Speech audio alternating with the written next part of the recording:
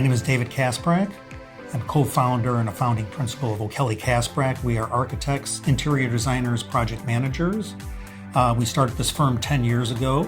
My partner and I, just the two of us, and we started out doing hospitality design. So that included restaurants, bars, hotels, and so on, which we continue to do this to this day, but we expanded beyond that, and we're now doing, bringing that kind of elevated design and personality to office spaces and other types of commercial spaces. The best business advice I've been given is to work on the business and not in the business.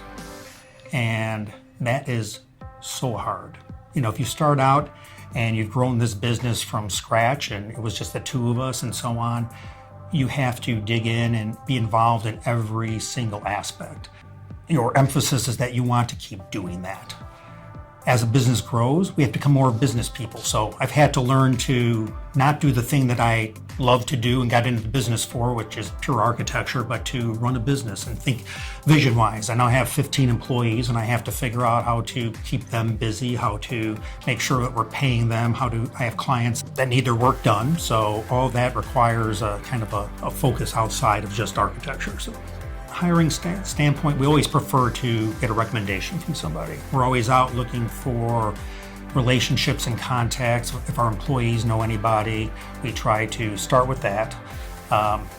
We will take out some ads in the usual places, Indeed and so on and so forth, the AIA, the local professional organizations, even our LinkedIn and so on. The unique thing, I guess, is once we get, candidate and we start getting into it, really the unique thing here is we are trying to ascertain the intangibles. It's easy to tell what skill set they have in terms of, I can operate this program, I can do this. You can tell how much experience and you can verify that. But there's two things you can't, that you really have to kind of gut check and figure out. And that is, one, their people skills. How are they going to fit into the office culture? How are they going to get along with the other staff? How are they going to react with your clients? And then the last one, which is really hard, is we call it the sparkle factor. There's an innate quality about designing. Architecture is so much about, it's an applied art.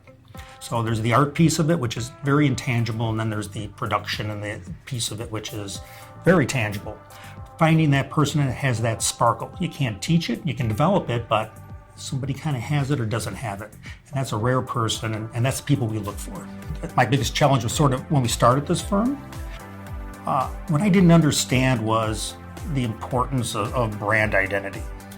I had worked for a company for 25 years. I was a principal at that company, but I came in there after it was already in business. They already had a reputation and so on. I never really gave that the due it deserved. So we break off, we start our own firm. We have certain clients that we bring with us, and that's awesome. Now, no one else in the world knows who we are. We are an unknown entity, and it has taken 9 years of marketing, subtle marketing, of developing relationships, of looking for new clients and for new work and so on, and getting your name out there. That has, I really didn't appreciate that at the time, and that's been a huge challenge. And that falls also to that whole point of working on the business and not in the business. I prefer to be drawing somewhere and doing design work, but that whole networking piece and meeting people is incredibly important and very hard.